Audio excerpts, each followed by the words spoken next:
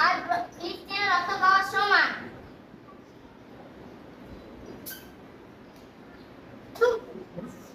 আহমদ, তুমি জানো কোকা-কোলা দিয়ে খুব ভালো টয়লেট পরিষ্কার করা যায়?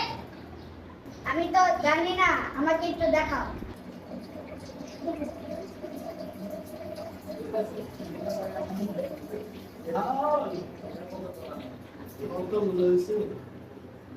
ইসরায়েলি পণ্য বয়কট করুন। ফিলিস্তিনিদের রক্ষা করুন।